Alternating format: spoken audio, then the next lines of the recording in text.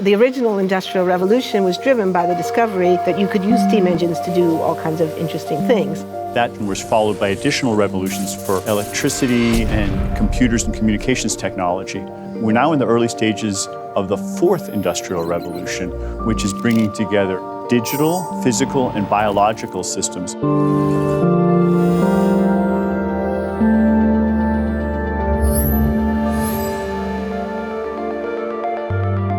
One of the features of this fourth industrial revolution is that it doesn't change what we are doing, but it changes us. We need a different economic model that will allow us to meet the basic needs of every human on the planet, and that will be focused not on growth per se, but on maximizing human well-being. We have energy technologies that can power our civilization, but how do we get it and implement it at the scale we need at a price that people around the world can afford? If we're able to do something to transform cities, to make them more efficient, then the impact can be huge. We can use asset tracking, we can use IT, we can use 3D printing to decouple growth from the resource constraints we have. The question of adding quality to quantity, it's really about a diverse, safe, healthy, and just world with clean air, clean water, clean energy. Together we are fighting to preserve our fragile climate from irreversible damage and devastation of unthinkable proportions. The prediction of 5 million jobs lost by 2020 to technology is serious, but the main question is, how will we define work? How will we share the wealth? How can you have a doctor that really knows a lot about data?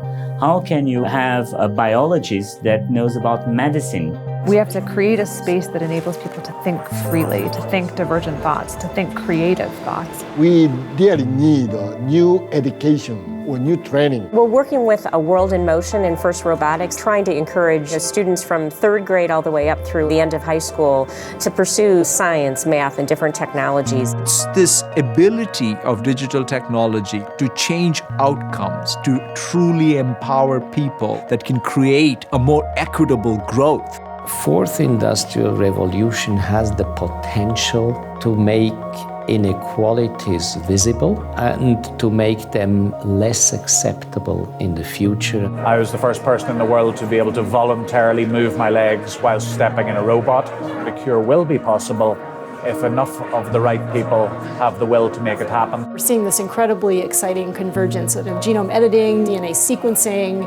Governments have a very important role to play in enabling the safe and effective use of technologies. We need to take responsibility at every level of society to adapt to these technological challenges, which are redefining what it means to be completely embedded in this world. Even though we have everyday problems we have to solve, we have to find a way to lay the foundations for the innovations of tomorrow.